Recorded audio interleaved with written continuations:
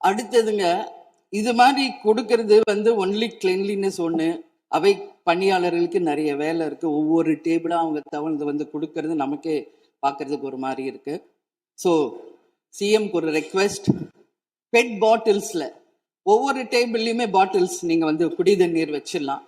குடிச்சிட்டு அவங்கவுங்க இடத்துல அவங்கவுங்க வச்சிட போறாங்க. இதனால கவர்மெண்ட்டுக்கு எக்ஸ்ட்ரா செலவும் ஒன்றும் வரப்போறது இல்லை.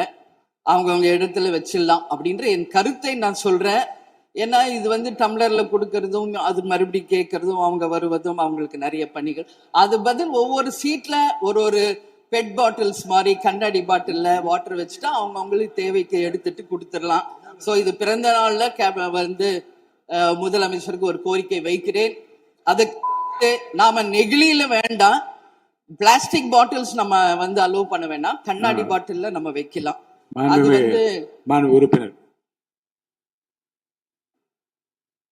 மாண்புமிகு பேரவைத் தலைவர் அவர்களே, அந்நியார் அவர் ஒரு நல்ல கருத்தை இங்கே சொல்லியிருக்கிறார்கள். அந்த கருத்து ஏற்புடையது அல்ல என்பதை நான் தெரிவித்துக் கொள்ள கடமைப்பட்டிருக்கிறேன். என்ற கோபம் வந்தால் தண்ணி பள்ளி கொண்டிருக்க வாய்ப்பு இருக்கிறது.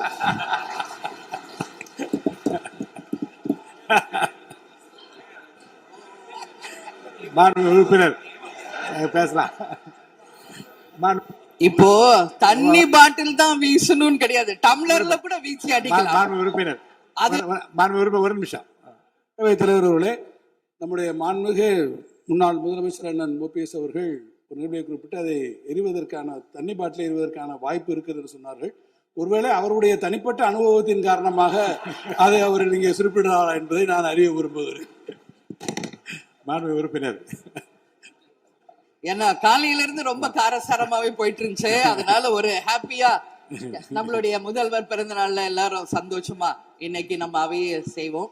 சோ பாட்டில் தான் வீசணும்ன்றது இல்ல, வன்முறைக்கு வேண்டும் என்றால் இங்க எது எவ்வளவோ இருக்கு, எது வேணாலும் வீசலாம். பட் நம்ம எண்ணம் அது கிடையாது. நிச்சயமாக தண்ணீர் என்றாலே பிரச்சனை தான் போல இருக்கு. அது காவேரி தண்ணீரா இருந்தாலும் டாஸ்மாக் தண்ணீரா இருந்தாலும் அது ஒரு பிரச்சனையா தான் இன்னைக்கு மக்கள்கிட்ட இருக்கு.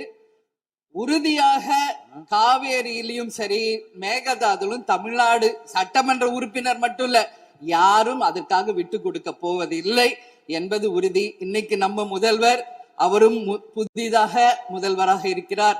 கர்நாடகா முதல்வரும் முதல் முறை முதல்வராக வந்திருக்கிறார். கேரள முதல்வரும் முதல் முறை முதல்வராக வந்திருக்கிறார்கள். சோ 3 முதலமைச்சர்களும் ஒன்று நட்பு ரீதியாக பேசி இந்த பிரச்சனைக்கு தீர்வு காணலாம். அப்படி இல்லை என்றால் அவங்க சொல்றது கேட்கலன்னா பக்காவா நம்ம வந்து சட்ட ரீதியாக ரொம்ப ரொம்ப பழமையான ஒரு விஷயத்த அன்னைக்கு நான் சொன்ன மாதிரி பேசிக்கிட்டே தான் இருக்கிறோம்.